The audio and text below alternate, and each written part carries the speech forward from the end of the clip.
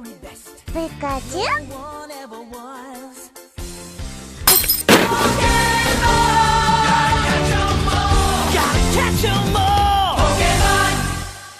Ah, the Nidos.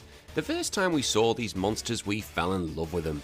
The strong attacking Nidoking and the defensive protective Nidoqueen. Both have been around since Generation 1, but only Nidoking has really ever stood out. In fact, Nidoking managed to win a world championship, whereas Nidoqueen never really saw the light of day in the competitive world. But who is the more efficient at doing their own game? Well, today we're going to find out when I complete Pokemon Blue with both Nidoking and Nidoqueen to see who completes it faster. Their move pools are mostly the same apart from their starting moves, whereas Nidoking gets Thrash, where Nidoqueen gets Body Slam. Importantly though, Nidoqueen gets Tail Whip, which is going to be very important considering who's first.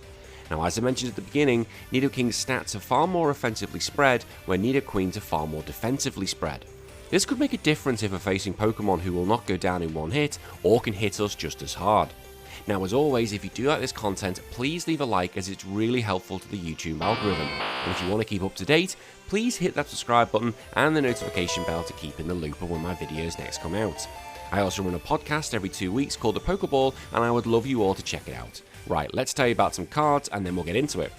So 2021 has not been a fun year for us Australians, what with the risk of drop bears coming from all directions and a virus keeping me inside, which meant I've had to spend time with my own wife. With these rubbish times, what better way to keep yourself entertained than collecting Pokemon cards? And the best place to get them is from stingers.com.au. Stingers have the most up-to-date box sets in stock and at good prices. They do live booster pack openings, booster pack battles for you adrenaline junkies, and frequent duck races. They also have a Facebook page where the group often show their pulls, expecting everybody's praise, when in reality we all want to find out where they live and sneak in at the middle of the night. Stingers is a local business to me and I really want to see it succeed. And you'll find the website and the Facebook group links below. And remember, drop bears don't fear Pokemon cards. Now, to make this a challenge, Hiccups is going to be the trainer, and I'm going to be Nidoking, and the Queen is going to be Nidoqueen. Now, let me know in the comments who do you think's going to win, and who did you pick when you first started. First up, we're going with Nidoking. Oh my god, how good does it look? I honestly believe this is the best Gen 1 sprite there is. No one can actually go up against it, maybe Venusaur. I go against Squirtle, and I already have that Thrash, and I just absolutely demolish it. I pick up Professor Oak's Viagra medication and carry on. Nidoking reaches Brock in 8 minutes at level 7, but can I beat the rocks? The battle begins and I just can't hit the Geodude with Poison Sting. Like, what the hell? Is Brock using some kind of magic on me? Like, I just can't hit the thing. I end up losing quite easily because of it. On subsequent attempts, I realise I have no chance at level 7, so I've got to grind and I go back at level 15, which is wasted 25 minutes. I just start using Horny Attack and after a few attempts, I send down the floating rock ball. I go against the Onix and Horny Attack is not enough. I try again, and when the Onix uses Bide, I start using Poison Sting. Now this just wastes turns, as when it's poisoned, Brock will use a full heal. Another Bide helps, as once again I can just keep going for the Poison Sting. It actually gets to the point where Brock runs out of full heals, and the Poison Sting sticks and it makes the Onix fall to get HPT the first badge. Nidoqueen has Body Slam, and whilst it's not as strong as Thrash, it's equally as useful, as Squirtle falls quite quickly. After seeing what happened with Nidoking, the Queen goes to Brock in at 15 minutes and at level 13. I use Tail Whip and then start body slamming it to death. Geodude can offer nothing, and like being poisoned, when it becomes paralysed, Brock will use a full heal. I kill it with ease and then go take on the Rock Snake. The Queen just starts using Tail Whip to take its defences down, and then it becomes an easy match. The Queen already has a great lead against the King. Now whilst we walk through Mount Moon, I can tell you about my love for Nidoking. Back when Red and Blue came out when I was a little boy, I got a guidebook which told me all about Nidoking and I was in love with it. From the moment I saw it, and the fact you can get it as level 16 was insane.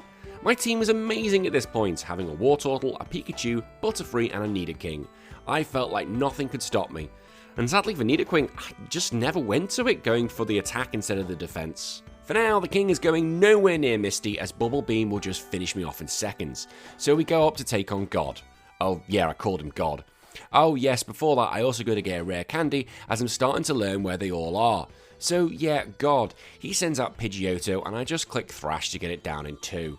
Abra, yeah, is still a bit of a joke and is not doing anything to me. It won't be later though. The Rattata is saved because of confusion and I hit myself, but it does die as soon as I'm able to get a hit on it. The Squirtle hits me with Water Gun, but I hit myself to lose the match. Oh wait, the stupid idiot went for tackle and left me with 1 HP. You stupid! Stupid! I get to Misty at 1 hour 7 and think it's going to be okay. Staryu is first and I just thrash it in 1. Starmie uses Water Gun and takes the thrash, but even with a Water Gun and a Bubble Beam, it falls very quickly. 2 badges done, and now comes the Queen's turn. The Queen goes against God, and I have the control of Body Slam.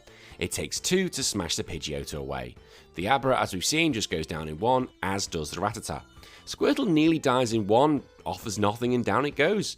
Nidoqueen already looks like she's having a much easier time. Go girl power. Now going against Starmie, the lead is already 17 minutes, and Nidoqueen is flying.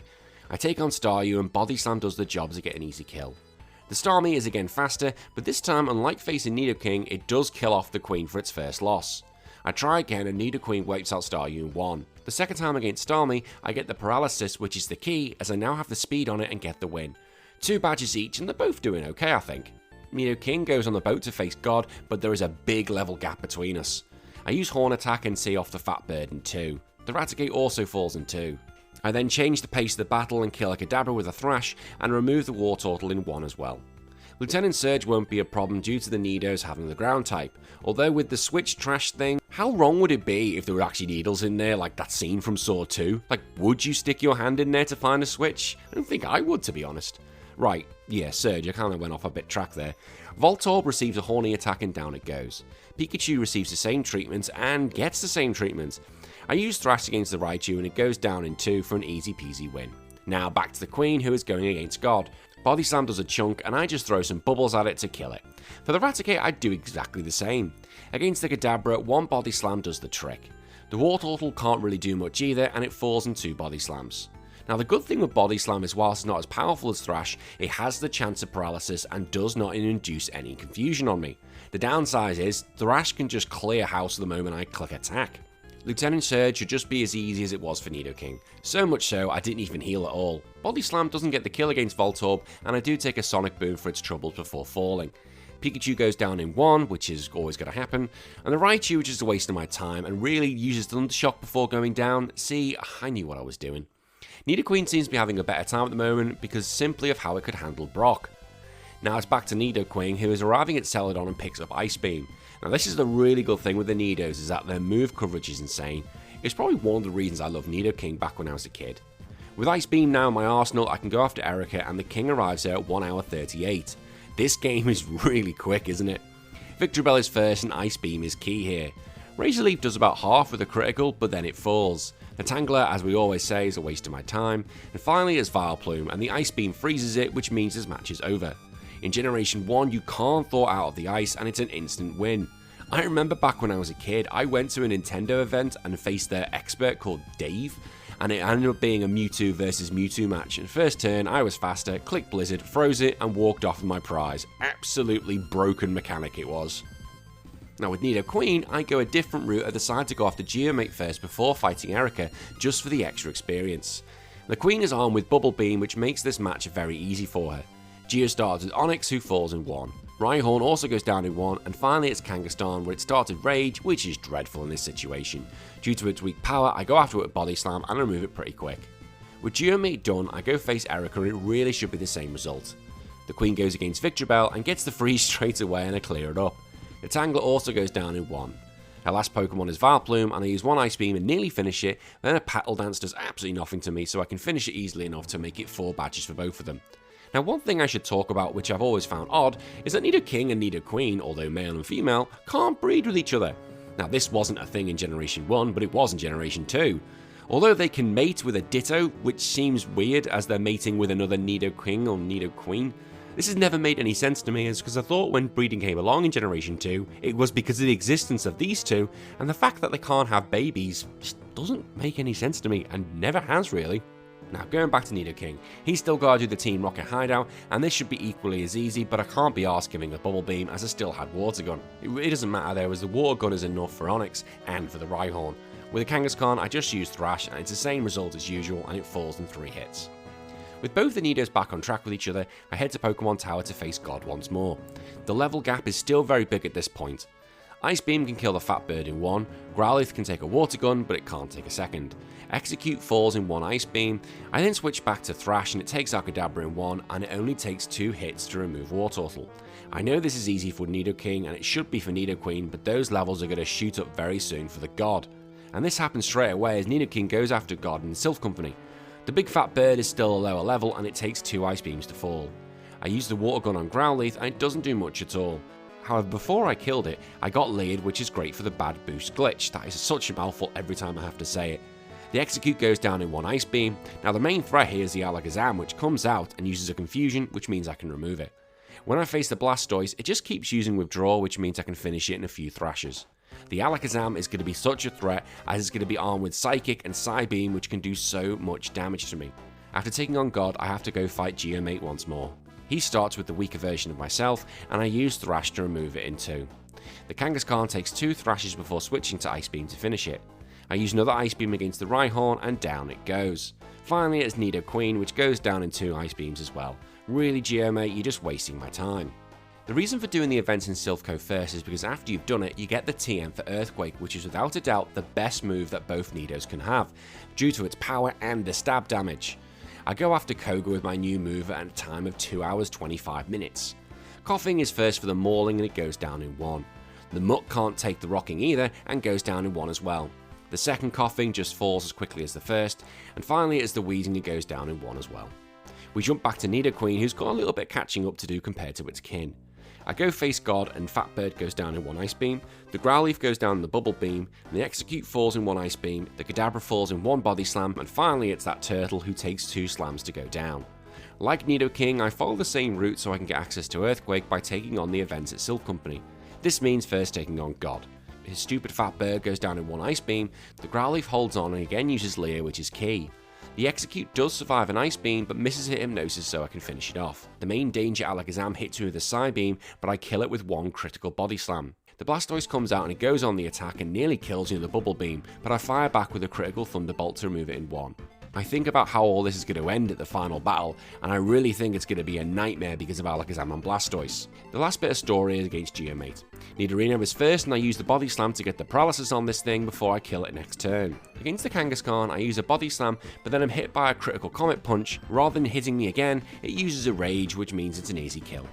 The Rhyhorn goes down in 1 Bubble Beam, which we all thought was going to happen, and I face myself and I just use Bubble Beam to remove it in 2. I go face Koga, now armed with Earthquake, but it's not going to be as devastating as it would be for Nidoking. However, I'm arriving at 2 hours 15, 10 minutes faster than Nidoking. Here is Koga. Earthquake kills off the first Coughing in 1, the Muck receives a critical to fall in 1 as well, the second Coughing, as we saw with the first, goes down in 1, and this time Wheezing holds on. However, Koga just uses an next attack, which is a waste of my time, and down it goes. Now for the next chunk of battles, I'm not going to be switching until I reach the Elite Four, just because they're going to be coming very quick and fast. First up, Nidoking is going against Sabrina, as I thought I had the speed and power to smash her. She sends out Kadabra and it falls to a critical Earthquake, which I really didn't think mattered. Mr. Mime falls in 1 as well to make me laugh. Venomoth goes down in 1 as well. Finally it's Alakazam. It uses Reflect to reduce the damage of Earthquake, however next turn it can only use a Psy Wave, which does nothing, and I can kill it next turn. I quickly move on to Blaine, which would also be a pushover. I use Earthquake against Growlithe to kill it in 1. Ponytail was never going to survive it either. The Rapidash is not liking the Earthquake to also fall in 1. And Blaine's last Pokemon is Arcanine and it goes down in 1 critical Earthquake. The final gym leader is Geomate, who started Rhyhorn, and I use an Ice Beam to kill it in 1. Dugtrio can't take the ice either and falls quite quickly. The Nidoqueen falls to a critical Ice Beam, and finally it's Nidoking, and it hangs on from the Ice Beam but ends up frozen. Oops, forgot about the Raijin. Yeah, I've still got Water Gun and I can clean it up in 2. See what I mean? Easy peasy. Now knowing how hard the next fight's going to be, I have to backtrack to go get the Mimic TM so I can steal the agility off the stupid Fat Bird. I go face God to put this plan into action. I steal the agility off it and then keep using agility myself. I use it twice and then just kill the bird off with 2 Ice Beams. The Rhyhorn goes down in 1 Ice Beam and Growlithe goes down in 1 Earthquake. The Execute is nothing either, falling to 1 Ice Beam. Next is the main threat Alakazam, but due to the speed I have, I can finish it in 1. Finally it's Blastoise and hit it with a Thunderbolt, but thankfully it misses me with Hydro Pump and lets me clean up. I get my skates on as I get to the Elite Four as quick as I can at a time of 3 hours and 7 minutes. We switch back to Nidoqueen, who has the power of Reflection on her side. This time I take on Blaine first and use 2 bubble beams to remove Growlithe. I kill Ponyta with an Earthquake. The Rapidash goes down in 1 Earthquake as well. And finally it's the Arcanine who goes down in exactly the same way to a critical Earthquake. I then wasted time because I went to Geo's house and realised I'd forgotten to beat Sabrina. I haven't done that in ages. I went off to see her and clean her up. First is Kadabra, and like against Nidoking, it goes down in 1. Next is Mr. Mime, and it falls down in 1 as well, as does the Venomoth. Finally is Alakazam, and it misses the Psywave and falls down to 1 Earthquake. See, easy peasy. This time I do get the chance to see Geomate for real. The Rhyhorn is no threat because of Bubble Beam. The Dugtrio does hold on and hits me back with the Dig, which does a chunk before falling. Next is Nidoqueen, and it's taken down by a critical Ice Beam. Out comes Nidoking, who only hits me with a tackle before going to an Ice Beam, and the Raiden is last and falls to a Bubble Beam. I went into the next battle with God already armed with Mimic TM, knowing how I'm going to have to finish this battle. I did the same thing with Agility and used 3 of them to make the most of the boost. I used an Ice Beam to remove the stupid fat bird in 1. Next is Rhyhorn, who went down to 1 critical Ice Beam. The Growlithe was dead to an Earthquake, the Execute falls to an Ice Beam, and the Alakazam goes down to critical Earthquake, where the Blastoise gets paralysed by a Thunderbolt, but only uses Withdraw, meaning it could be finished off easily enough. I have a chunk of rare candies available for Nidoqueen, so I decide to use them to get to level 58. I fly over to the Indigo Plateau and arrive at a time of 3 hours and 2 minutes, and there's only 5 minutes in it now. Now before we go into Elite Four, I want to say thank you for sticking around. If you'd watched my last video, I had a lot of problems with the footage and I was really upset because I couldn't give you a full product. I have loads more content to keep me busy all the way until 2023. Now it's Elite Four time. Move wise, there's not going to be much of a difference just because they learn the same things. But I'm really not worried about the Elite Four because I think both the Nidos are going to have enough to deal with them. My only concern is going to be fighting God, and this is simply because of the Alakazam and Blastoise. The main difference between the two is that Nidoqueen is going to be going into the Elite Four 6 levels higher, as I found another rare candy on Victory Road. I'm not sure this is going to make a difference, but we'll wait and see. Now Nidoking is going first against Lorelei, and I just need her not to use any attacks on me, which may be quite hard. Dugong is first and Thunderbolt does over half. It goes to sleep due to bad AI, and I finish it off in 2. The Cloyster is poo and goes down in 1 Thunderbolt. When Slowbro comes out, I use Mimic to steal Amnesia, and I have to hope it keeps going for that move. I power up with Amnesia, and eventually it goes to Water Gun, which misses. I go after it and I use a Thunderbolt, and I manage to finish it in 2. Now I'm powered up like a god, the Jinx means nothing to me as I can use a Thunderbolt. Although it does take it, Ice Punch does nothing to me and it falls. Her last Pokemon, Lapras, is obviously weak to Thunderbolt, and down it goes. Next is Bruno, who is not a concern due to the lack of moves he has to hurt me. First is Onix, and an Ice Beam is enough. The Hitmonchan takes an Earthquake, leaving it with barely anything to be wiped out by Thunderbolt. I use an Ice Beam against the Hitmonlee, which does over half, and 1 more is enough. The second Onix comes out and can be cleared up as well. Finally, as the Machamp, an Earthquake does about half, but it can only respond by using a Focus Energy, and then the next defend, which makes no sense, and then falls. Nidoking is doing quite well so far, and now going against Agatha. I just need to hit her Pokemon, and they will crumble. The first Gengar goes for a Dream Eater, which makes me laugh, and down it goes. The Golbat goes down to a critical Thunderbolt, and the Haunts is slower, so that's going down as well. The Arbok, yeah, off with your head. Finally is a Gengar, and that goes for Dream Eater as well, to seal Agatha's fate, and it's a quick win here. Now, the final member of the Elite Four is Lance, and if you don't know, this is going to be easy because the Dragons will always use Agility due to their crap AI. The Gyarados is first and survives a Thunderbolt and misses the Hydro Pump before falling down with a Whimper next turn. Now, the first Dragonair comes out and I use Mimic to steal Agility. True to form, the Dragonair just goes for that and I just speed up to the maximum. When ready, I hit it with an Ice Beam to kill it, along with the second one who gets the same treatment. The Aerodactyl comes out and takes an Ice Beam, but it actually manages to hold on, but it triggers Lance to heal it. The next turn I managed to get a critical to finish it, whereas the Dragonite is just pointless and it falls in 1 as well. What I'd predicted for the Nidoqueen actually happened, but now can Nidoqueen do the same thing? The Queen goes up against Lorelei and I'm using exactly the same strategy here. Dugong takes a Thunderbolt, but this time it attacks me before falling. How dare you! The Cloyster shows how rubbish it is by falling. Next is Slowbro and I pinch the Amnesia and just start getting my stats boosted as quick as I can. I went on the attack and it went down in 2 Thunderbolts. It can't be killed in 1 because it's using Amnesia itself as well. The Jinx is next and I just use an Earthquake and that's enough to wipe it out. Finally, it is Lapras and I'm so powered up I can just use Thunderbolt to remove it in 1 go. Brock is the next challenger and Onix is first and the Ice Beam is enough to do the job. To be honest, whenever is it not enough? Poor Onix. Hitmonchan takes the Earthquake and does nothing to me but falls to a Thunderbolt. The Hitmonlee is also hit with an Earthquake and goes down in 1. The second Onyx goes down to an Ice Beam. Why does he have two? Why can't he have a Golem or something? That'd be nice. His ace receives an Earthquake and it does over half, but like with Nidoking, Bruno just likes to use items rather than actually attacking me. Please, Agatha, just be nice to me. The Gengar uses Nightshade, which is a great start, as one Earthquake is enough to kill it. Next, Golbat hangs on from an Ice Beam, however this just triggered Agatha to use a potion, which means it's dead and out the way. The Haunter, as we've seen, is slower, which means it's always going to fall. Arbok has the same problem with speed, which means again, it's going bye-bye. It all comes down to a last Gengar, and it takes pity on me and uses Toxic. Why? This meant it just sealed its own fate. Lance is last, and as we all saw with Nidoking, it's an absolute breeze, but this time I'm a higher level, and I should walk it even more. The Thunderbolt this time can finish off the Gyarados in one. I used the same strategy I did with Nidoking on the Dragonair and powered up to the max. I take them both out and the Aerodactyl survives again, but once more Lance is triggered to use a potion, and I managed to kill it the next turn. Finally, as Dragonite, yeah, just leave me alone. Okay, both of them have reached the champion with little problem, and there's one more battle to go. The level gap between them hasn't made much of a difference, but is it going to count here? Here we go back to Nidoking to see how it gets on.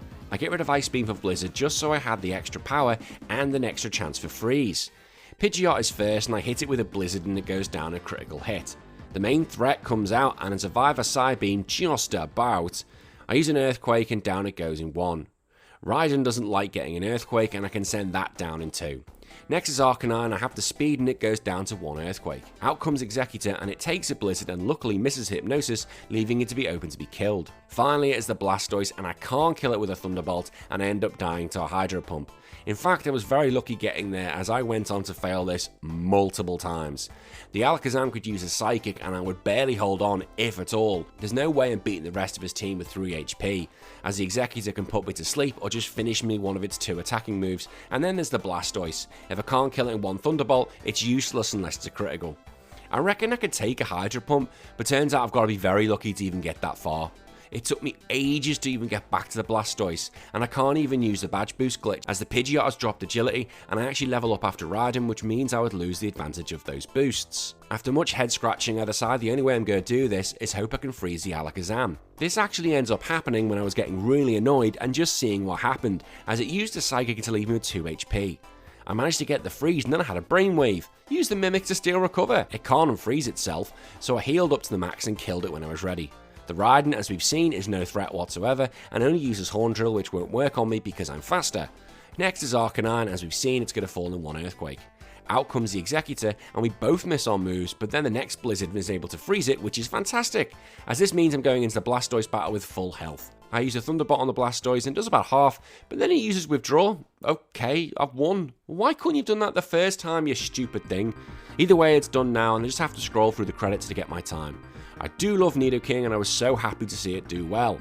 What's the time though? 3 hours and 25 minutes. Not bad at all really. The question is, will Nidoqueen be able to do it quicker than Nidoking? Well, let's find out. I bring in Blizzard as I did for Nidoking, as the extra firepower is going to be needed. I go after the Pidgeot and use a Blizzard to take it down to super low HP, and it only uses Whirlwind back on me, which doesn't work. I then just clean up with a Thunderbolt. Next is Alakazam, and yep, it's faster than me, although Psychic doesn't do as much damage. I do manage to finish off with a critical Earthquake, but I can already see I'm going to have the same problems as Nidoking. I managed to remove the Raiden with a little problem. I still have the speed and firepower over the Arcanine, but when the Executor comes out, I go for Mimic to steal Hypnosis for the funds of it, and it ends up missing its own. I then put it to sleep and start using Blizzard, but it actually takes 3 hits to get rid of it, which is not good at all. When the Blastoise did come out, I know a Thunderbolt's not going to kill it, so I went for the Hypnosis and missed, which meant I was open to being killed off by Blizzard.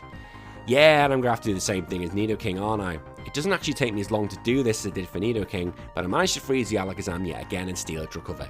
From that point, the battles go exactly as I thought, and I go to Blastoise at full health, and wouldn't you know it, it uses Withdraw as well. My god, it's like the game wants to troll me, it really does. But that doesn't matter now, it's all done, and what matters in the time, and will it be faster than Nidoking? 3 hours and 20 minutes. Wow, it won by 5 minutes. That's amazing. In reality, I think Nidoking had the better run, as Nidoqueen went second, so I had the route planned out in my head, and I went looking for rare candies as well. I hated that I had to rely on the freezing strategy, but hey ho, a win is a win. I really enjoyed doing this and I hope you all did too. Could I do this any faster? Maybe. I actually did a recording speed at 150%, so maybe if I did it at 100% it could be a few minutes slower. I'm not 100% sure, I might have to test that in the future. But let me know in the comments what you thought of the video, and also let me know in the comments who you want to see race against each other. In 3 weeks time it's going to be the box art Generation 2, Lugia vs Ho-Ho taking on Pokemon Gold. Who is going to be the faster big bird? Until then, I've been HBT. Bye bye.